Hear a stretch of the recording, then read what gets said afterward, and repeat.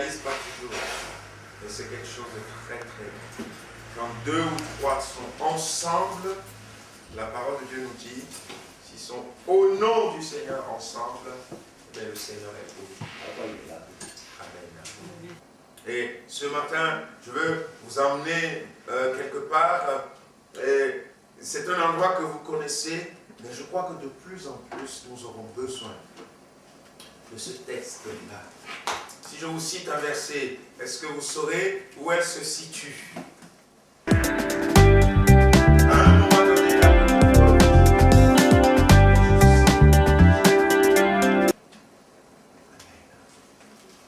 Et je crois qu'on est dans la période, et on le sera de plus en plus, dans l'époque où il faut que chacun en sache en qui on a cru. Alléluia. Dans 2 Timothée, chapitre 1, au verset 11, l'apôtre Paul va dire ceci.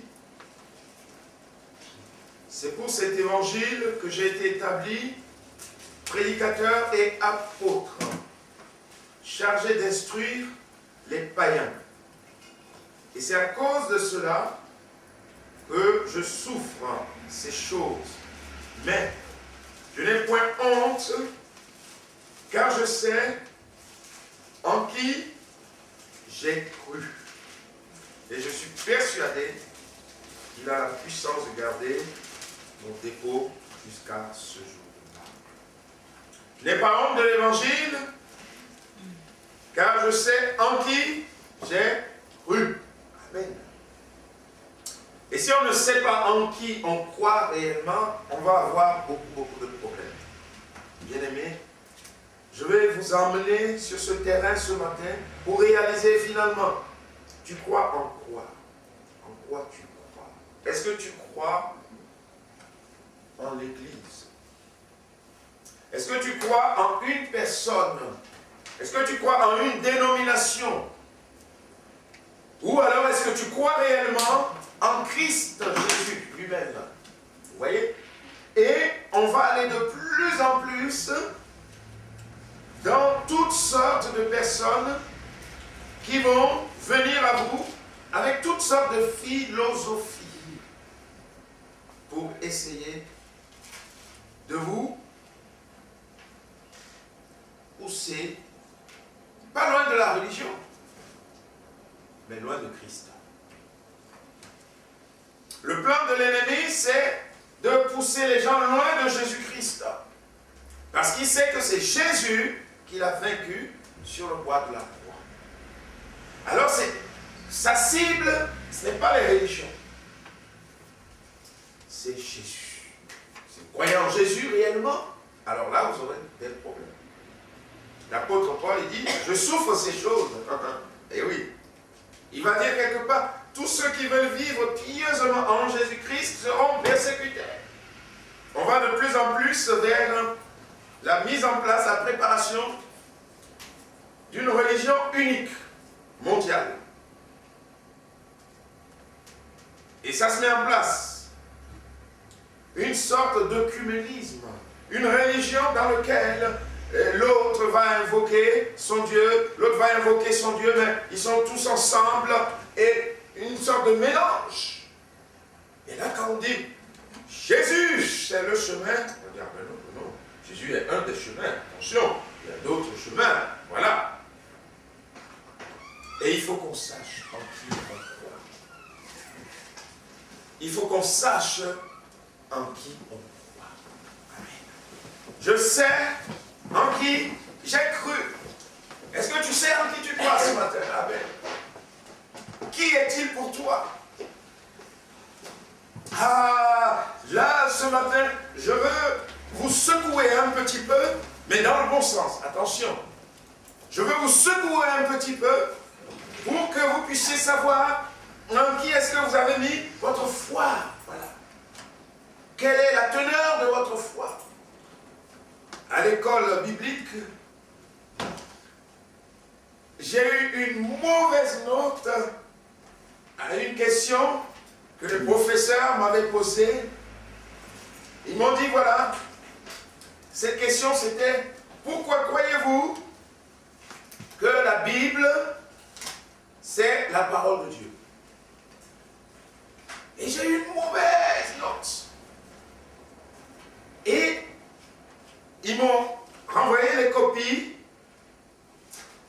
et j'ai vu la note. Et les professeurs voulaient que moi je donne des explications sur les recherches archéologiques, sur tout ce qui est scientifique, qui a été trouvé, pour prouver que la Bible est vraiment la parole de Dieu. Il y a des choses qui ont été trouvées et prouvées, qui montrent que la Bible est la parole de Dieu. Mais c'est pas pour ça que je crois que la Bible c'est la parole de Dieu. Parce qu'elle agit dans ma vie. Et cette réponse n'a pas plu au professeur. Parce que c'est personnel. Il voulait quelque chose qui prouve scientifiquement que la Bible c'est la parole de Dieu. Mais moi, ce n'est pas le scientifique qui m'a envoyé, qui m'a amené. Non. C'est que la parole de Dieu a agi dans ma vie. La parole de Dieu a agi dans mon cœur. Et je sais qu'elle est vraie parce qu'elle a agi en moi, vous voyez. Et si on a notre foi est sur des preuves scientifiques, quand une autre recherche va sortir, autre chose encore scientifique qui va aller contre ce pourquoi vous avez mis votre foi, eh bien vous êtes ébranlé. Parce que c'est la science qui vous conduit. Mais non! Il faut une relation intime, personnelle avec le Seigneur. Amen. Oh, la Bible c'est la parole de Dieu parce qu'elle agit en moi. Amen. Alléluia. J'ai vu son efficacité, j'ai vu sa puissance. Amen. Et c'est pour ça que je crois. C'est pas parce que tel monsieur a fait telle découverte et ils l'ont daté de telle époque et ils ont ah oui. Amen. C'est bien, c'est magnifique, mais ma foi, elle n'est pas placée sur ça. Alléluia. Je sais en qui j'ai cru. Alors, ce matin, est-ce que vous savez en qui vous avez cru? C'est très très important, bien-aimés. Vous allez avoir des gens qui ont de l'intelligence, qui vont vous parler, qui vont discuter avec vous, qui vont vous dire, mais vous savez, hein, bon, il y a telle personne aussi, il y a d'autres personnes aussi. Vous savez, il ne faut pas vous attacher juste à Jésus, oui. Jésus, il a existé, il est pas mal, mais il y a quand même d'autres choses et tout ça. Et déjà, à l'époque de l'apôtre Paul, il va écrire ces choses pour nous permettre de veiller. De veiller. Et qu'aucun homme, sous une apparence d'humilité et par un culte des anges, ne vous ravisse à son gré le prix de la course. Tandis qu'il s'abandonne à ses visions, qu'il est enflé d'un vain orgueil par ses pensées charnelles, sans s'attacher au chef, dont tout le corps, assisté et solidement assemblé par des jointures et des liens, tire son accroissement que Dieu donne. Bien-aimé, qui est ce chef-là? C'est le Seigneur Jésus. Si vous êtes mort avec Christ au rudiment du monde, pourquoi, comme si vous viviez dans le monde, vous impose-t-on ces préceptes? Ne prends pas, ne goûte pas, ne touche pas. Préceptes qui tous périssent par l'usage, qui ne sont fondés que sur des ordonnances et sur des doctrines des hommes. Ils ont à la vérité une apparence de sagesse, en ce qu'ils indiquent un culte volontaire de l'humilité et le mépris du corps, mais ils sont sans aucun mérite et contribuent à la satisfaction de la chair. Ce groupe de personnes était, comment dire, attaché à une certaine forme d'ascétisme. Il ne faut pas manger telle chose, il faut se comporter de telle façon. Et l'apôtre déjà, il va leur dire, oh, à l'apparence, ça paraît sage. Mais quand on va à l'intérieur, l'apôtre Paul va dire, mangez de tout ce qui se vend sur le marché. Alléluia. Quand vous mangez quelque chose, vous rendez grâce à Dieu. Amen. Et là, ces gens étaient déjà avec cette forme de sagesse en disant, écoutez, bon, il faut manger telle chose, ne pas manger telle chose. Voilà. Et une sagesse humaine. Et vous allez voir des étapes. Ça peut être la philosophie. Il y en a qui vont venir vers vous avec une philosophie. Il l'a dit juste plus haut. Prenez garde que personne ne fasse de vous sa proie par la philosophie et par une vaine tromperie.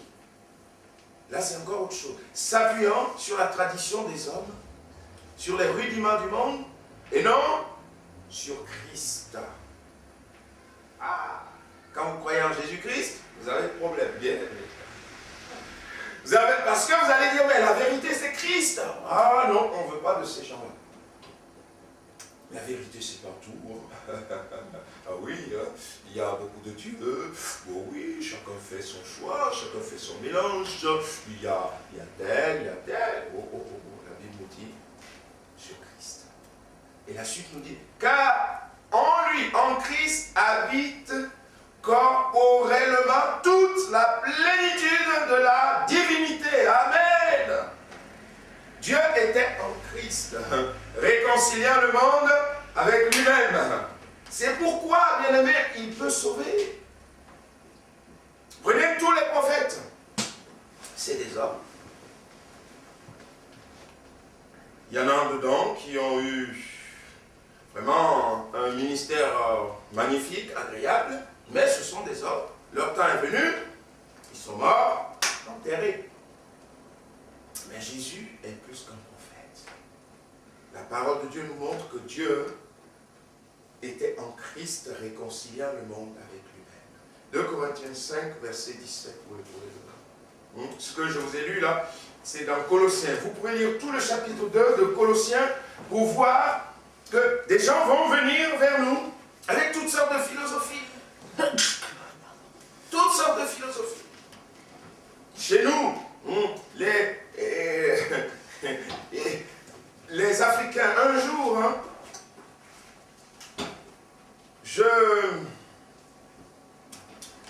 je témoignais, j'étais en train d'évangéliser et un Africain ou un Guadeloupéen est venu me voir. Il m'a dit, mais mon frère, on n'est plus obligé de lire la Bible. On est délivré maintenant, on n'est plus obligé. Oh. Je dis, mais je ne suis pas obligé. Il est resté dans cette époque où il y a certains missionnaires qui sont mal intentionnés par le biais de la Bible, aller dans les pays d'Afrique. Mais derrière cela, eux, ils voulaient prendre l'or, ils voulaient prendre l'argent, ils voulaient prendre les biens de l'Afrique. Il y a eu des gens comme ça. Mais il y a eu aussi des missionnaires qui sont remplis de l'amour de Jésus-Christ et que leur désir, c'est de le partager. Et lui, il est resté bloqué à cela. Et je lui dis, mais non, je ne suis pas obligé, mais c'est volontaire. Alléluia. Oh, c'est volontaire que je prends la Bible comme parole de Dieu. Et je veux nous emmener ce matin dans cette réflexion. Est-ce que tu sais en qui tu as cru? Quel est le poids, la teneur de ta foi? Quand quelqu'un vient te secouer, vous allez avoir une discussion par exemple avec quelqu'un, une discussion franche, honnête, et que la personne va te secouer un petit peu, va te poser des questions, va t'emmener d'autres pensées, d'autres philosophies. Qu'est-ce qui va faire que tu vas pouvoir lui dire et vivre cela? Je sais en qui j'ai cru. C'est très important. De plus en plus, vous allez avoir des personnes qui vont, leur but, quand vous l'analysez, vous allez voir, leur but c'est de vous éloigner de Jésus-Christ. Le diable n'a peur de personne que de Jésus. Alors si vous êtes dans n'importe quelle religion et que Jésus n'est pas dans votre cœur, il règne sur vous. Et c'est pour ça que les chrétiens qui marchent réellement dans la foi au Fils de Dieu et qui ont cru vraiment dans le Seigneur et qui marchent avec le Seigneur, ils sont dangereux pour lui. C'est pour ça, bien aimé, il faut que notre foi soit fermement attachée dans le Seigneur Jésus. Est-ce que tu sais ce matin en qui tu as cru? Amen. Hein? S'il y a quelqu'un qui vient te voir avec toutes sortes de paroles, comment vas-tu te défendre? Je crois parce que mes parents m'ont enseigné comme ça. Là, tu seras vite ébranlé. Je crois parce que tout le monde croit. Ça n'a pas de valeur. Je crois parce que chez nous, on a toujours cru comme cela. Mais non, ça n'a pas de valeur. Il faut que tu aies toi-même réellement un contact avec le Seigneur. Imaginez, on prend Bérangèle. Et Bérangèle, quelqu'un vient lui dire, ta maman n'existe pas. Je dis, non mais oh, ça va pas chez vous, monsieur. Je vis avec ma maman. On est là à tout moment. Et oui. Et c'est la même chose, bien aimé. Quand vous vivez avec le Seigneur Jésus, comment quelqu'un va venir vous dire que Jésus n'existe pas? Alors là, il doit y avoir un problème. Il ne peut pas vous ébranler du tout. Vous voyez? Je prends Joël, je viens la voir, je dis, mais vous vous appelez comment? Elle me dit, je m'appelle Joël. Je dis, ben non, quand même, vous vous appelez Henriette. Est-ce que la personne va créer un doute en Joël? Mais non. Joël sait qu'elle s'appelle Joël. Il n'y a pas l'ombre d'un petit doute dans son esprit que son nom c'est Joël. Oui. Et notre foi dans le Seigneur Jésus doit être réelle. Sinon, on sera ébranlé. Sinon, vous serez ébranlé, bien aimé. Il y a quelque chose là il y a une vague là, démoniaque de puissance ténébreuse qui arrive sur le monde.